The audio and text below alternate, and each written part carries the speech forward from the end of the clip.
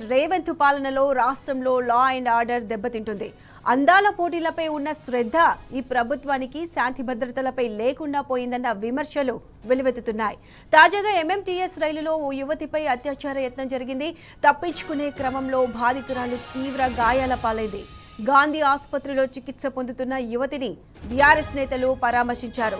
కాంగ్రెస్ పాలనలో మహిళలకు రక్షణ కరువైందని బీఆర్ఎస్ ఎమ్మెల్యేలు సబితా ఇంద్రారెడ్డి, కోవా లక్ష్మి, మాజీ మంత్రి శ్రీనివాస్ గౌడ్ విమర్శించారు. బయటకు వెళ్లే మహిళలు సేఫ్గా ఇంటికి తిరిగి వచ్చే పరిస్థితి లేదని ఆవేదన వ్యక్తం చేశారు. కేసీఆర్ హయాంలో 10 ఏళ్ల పాటు ప్రశాంతంగా ఉన్న నగరంలో రేవంత్ సర్కార్ రాకతో క్రైమ్ రేట్ పెరిగిపోయిందని ఫైర్ అయ్యారు.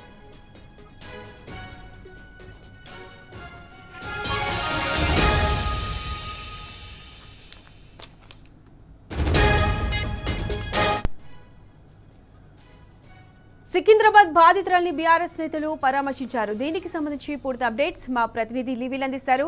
లివిల్, చెప్పండి, బీఆర్ఎస్ నేతల పరామర్శకు సంబంధించి మీ దగ్గరున్న అప్డేట్స్ ఏంటి? ఘటన కలకలం రేపింది.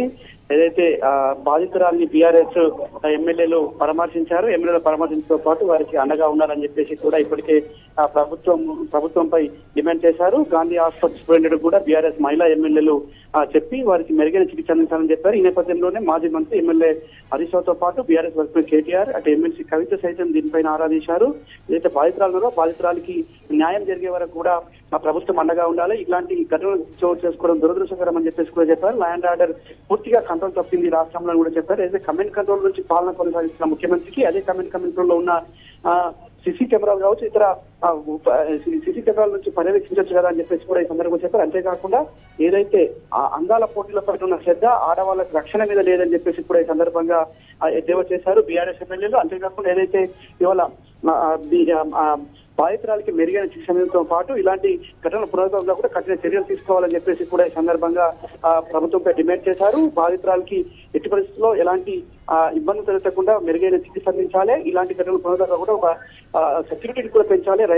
రైల్వే శాఖతో పాటు ఇటు పోలీస్ శాఖ కూడా అప్రమత్తంగా ఉండాలి. సెక్యూరిటీ ఉండే రైల్వేలో ఇలాంటి ఘటనలు జరిగితే మామూలు ప్రాంతాల్లో ఏ విధంగా ఉంటుందని చెప్పేసి కూడా ఆవేదన వ్యక్తం చేశారు మాజీ మంత్రి ఎమ్మెల్యే సబితా రెడ్డి. మొత్తానికి వాళ్ళ ఏదైతే రైల్వే ఘటన ఉందో ఖచ్చితంగా ఇది బాధ్యులకు శిక్షించాలి, ఖచ్చితంగా ఇలాంటి ఘటనలు పునరావృతం కాకుండా చూడాలని చెప్పేసి కూడా కోరారు.